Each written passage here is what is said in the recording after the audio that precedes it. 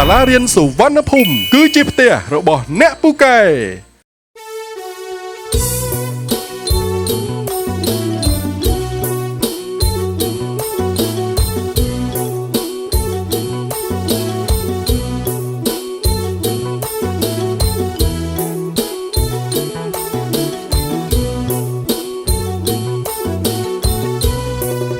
រំដួលហើយដីថ្មីចិត្តស្រីបែកហើយមិនដូចញ៉ាយមុនឡើយធ្លាប់ឆ្លើយថាស្នេហ៍ធ្លាប់ឆ្លើយថាស្នេហ៍គេដឹងហើយពេញស្រុកជ្រាបដល់ពុកម៉ែគាត់បងនឹងដែរថាអូនស្នេហ៍បងថាអូនស្នេហ៍បងអើយ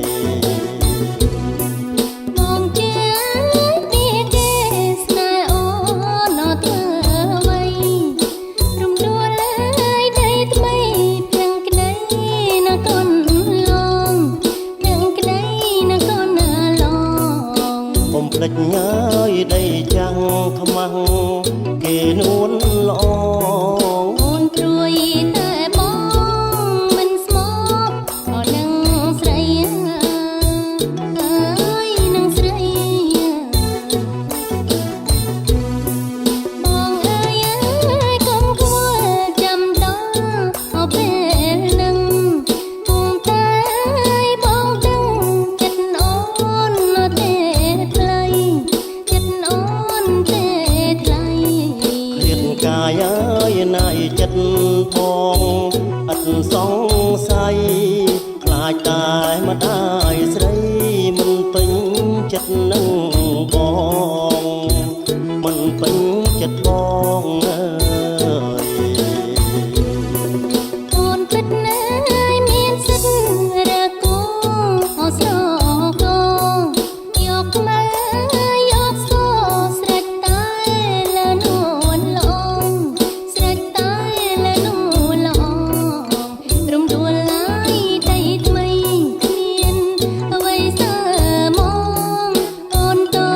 ទួលបងក្នុងនាមជាគូគប់ណាអើយគូគប់ណា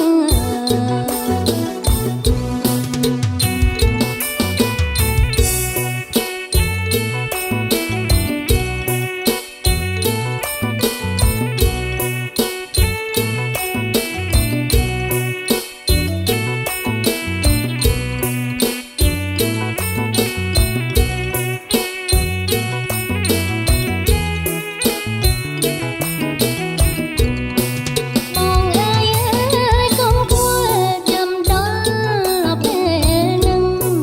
គង់តែបងដឹងចិត្តអូនទេថ្លៃចិត្តអូនទេថ្លៃ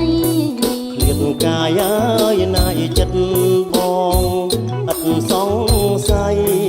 ខ្លាចតែម្ដាយស្រីមិនពេញចិត្តនឹងបងមិនពេញចិត្តបងអើយអូនពិតណាស់មានសិទ្ធិរកគូអស្រកយកមកយកសស្រេចតែលនួនល្អស្រេចតែលនួនល្អរំដួលហើយដីថ្មីគ្មានអ្វីសើមកអូនតទួលបងក្នុងនាមជាគូគប់ណាអើយគូគប់ណា